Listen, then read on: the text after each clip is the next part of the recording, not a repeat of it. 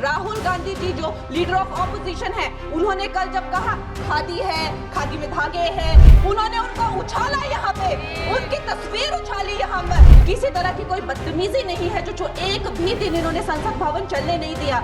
आपने मुझे चुनावी सुधारों पर बोलने का मौका दिया है, खासकर इसलिए क्योंकि मैं एक नई सांसद हूँ, मुझे दूसरों का नहीं पता उनका कैसा अनुभव रहा, लेकिन पिछला ये एक साल मेरे लिए खासकर विपक्ष से रिलेटेड जो है बहुत ही ज़्यादा चिंताजनक रहा है। एक तरह से ट्रॉमेटिक मैं इसे कह सकती हूँ। हर दिन इन्होंने यहाँ पे तमाशा किया है, हमारा दिल दहल जाता था इनको देखकर। एसआईआर ये वेल में उतर जाते थे। यहाँ पर इन लोगों ने डराना, धमकाना, धक्का मुक्की, ऐसा कोई इन्होंने किसी तरह की कोई बदतमीजी नहीं है जो एक भी दिन इन्होंने संसद भवन चलने नहीं दिया। हम जनता के प्रतिनिधि हैं, हम यहाँ पर उनकी आवाज लेकर आते हैं, हम कुछ सीखने आते हैं, हम नए सांसद हैं। इन्होंने संसद अगर पिछले 2-3 दिन को छोड़ा जाए तो साल भर शायद ही थोड़ा चलने दिया है। एसआईआर कर करके इन्होंने यहाँ पे तमाशे किए, लेकिन अब जब इनको बोलने की बारी आई एसआईआर पे, तो अध्यक्ष महोदय जी, हम देख रहे हैं कि कल leader of opposition Rahul Gandhi ji ने, मुझे लगा क्या खुलासा होगा, हम भी बड़े उत्सुक थे, सारी साल हमने एक ही शब्द सुना है, अब ये क्या ग्रैंड रेवलेशन होगी। लेकिन राहुल गांधी जी जो लीडर ऑफ ऑपोजिशन है, उन्होंने कल जब कहा खादी है, खादी में धागे हैं, धागे में लोग हैं, लोगों के अंदर, उनको जब कहा गया कि आप पॉइंट की बात कीजिए, तो उन्होंने कहा कि मैं अपना फ्रेम कर रहा हूं, मैं अपना आर्ग्यूमेंट फ्रेम कर रहा हूं। और इतनी देर बाद जब वो फ्रेम करके पहुंचे तो ले देकर वो वापस उसी अंतर्राष्ट्रीय मूल की महिला, अध्यक्ष जी, मैं एक महिला होने के नाते आपसे रिक्वेस्ट करना चाहती हूं कि every woman is entitled to her dignity. वो अंतर्राष्ट्रीय मूल की है, विदेशी महिला है, लेकिन उन्होंने कितनी बार आकर उन्होंने सोशल मीडिया पे कहा है कि मैं कभी भारत नहीं गई हूं, मेरा हरियाणा चुनाव से कुछ लेना देना नहीं है।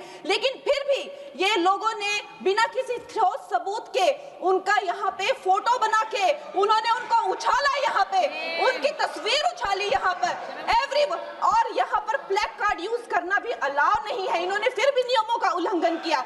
मैं चाहती हूं सबसे पहले तो मैं इस सदन की तरफ से उन महिला से बहुत ही माफी मांगती हूं कि इस सदन में बिना कि उनकी आजकल जो पर्सनैलिटी राइट्स का भी एक बहुत बड़ा क्राइम होता है, उसके उपरांत उनका फोटो यहाँ यूज किया गया, मुझे बहुत खेद है। भारतीय संसद की तरफ, संसद भवन की तरफ से हम उनसे माफी मांगते हैं। और ये देखिए, महिलाओं का हमेशा ये अपमान करते हैं, लेकिन हमारे प्रधानमंत्री चाहे बेटी बचाओ बेटी पढ़ाओ हो, महिलाओं को शौचालय देने से लेकर, महिलाओं को गैस देने से लेकर, महिलाओं को जो है वो छात्रवृत्ति, न जाने कितनी ऐसी योजनाएं हैं।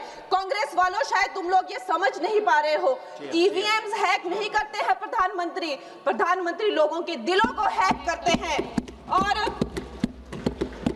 और ये लोग दुहाई देते हैं कि वो जो पुराने जमाने के दकियानूसी, वो जो चिट कागज पे लिखकर जो मतदान होता था वो सबसे अच्छा था।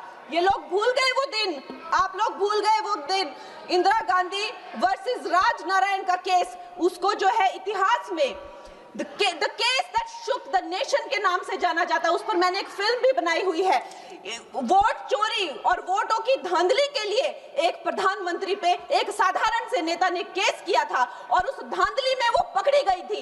हर उनका जो आरोप है उसमें सच सिद्ध किया गया था और रातों रात उनको कुर्सी छोड़ने के लिए कहा गया था और रातों रात जो है उनको ये आदेश दिया गया था कि आगे इतने सालों तक आप कभी जो है वो चुनाव लड़ नहीं सकते। ये धांधलियां इन्होंने करी हुई हैं और ये जो है उस टाइम के बैलेट बॉक्सों को उठाकर ले जाते थे ये लोग, और आज कहते हैं कि इनको ईवीएम्स जो है वो हैक हो जाते हैं। अध्यक्ष महोदय जी, मैं इनको याद दिलाना चाहती हूँ, प्रियंका गांधी जी कहती हैं कि छोड़ो पुरानी बातें, हम पुरानी बातें नहीं करेंगे, हम पुराने लोगों के बारे में नहीं बोलेंगे। तो मैं ये जानना चाहती हूँ कि आपकी जो माता जी हैं वो तो आपकी अध्यक्ष है और इस वक्त की वो अध्यक्ष है, उनकी जो है आप देखिए, जब उनकी नागरिकता नहीं थी, जब उनके पास 1983 में नागरिकता आई, उसके कितने साल पहले से वो वोट देती आ रही हैं। तो ये जो इनका जो परिवार है, एंटाइटलमेंट से जो ग्रस्त ये इनका परिवार है, ये प्रियंका गांधी जी को भी याद रखना चाहिए। चाहे आपका भूतकाल हो, चाहे आपका वर्तमान हो, आप सब लोग, चाहे ईवीएम हो या चाहे कागज पे लिखा हो, जब आप लोगों के चरित्र में जो है किसी तरह की मर्यादा नहीं है, आप लोगों ने कभी भी इस देश का, यहाँ की कानून व्यवस्था का संविधान का कभी आप लोगों ने सम्मान नहीं किया हुआ है। और अध्यक्ष महोदय जी, बिहार में जैसे ही एसआईआर लागू हुआ, हमारी सरकार ने जो है कम से कम 60 लाख से ज्यादा अवैध, अब ये जो सारे अमाननीय वोट कार्ड है, ये सिर्फ घुसपैठियों के नहीं है। कुछ ऐसे लोग हैं जो माइग्रेट हो गए हैं, कुछ ऐसे भी लोग हैं जो इस दुनिया में है ही नहीं। 60 लाख से ज्यादा। और अगर वो लोग जेन्युइन थे तो उन्होंने, किसी ने तो रिक्वेस्ट करनी चाहिए थी कि भाई मेरा वोटर आईडी कैंसिल हुआ है। उसके उपरांत जो है 21 नए वोटर आईडी जो है उन्होंने दिए हैं। और इस तरह का एक माहौल बना बिहार में कि आज तक की सबसे ज्यादा वोटिंग जो है 67% वोटिंग हुई। नागरिकों में ये उत्साह जगा कि जो है इस तरह की जो क्लेंजिंग प्रोसेस है वो होना चाहिए। मैं एक देशभक्त होने के नाते अध्यक्ष महोदय जी, मैं ये प्रपोज करना चाहती हूँ कि हमारे देश में जो है हमेशा महीने 2 महीने बाद हमारे जो शीर्ष नेतृत्व हो गए, सारे अधिकारी हो गए, हमारे जितने भी रिसोर्सेज हैं, हम लोग उनको हर महीने 2 महीने में इलेक्शंस में जो है पुश कर देते हैं। इससे हमारे देश का बहुत ही भारी नुकसान होता है।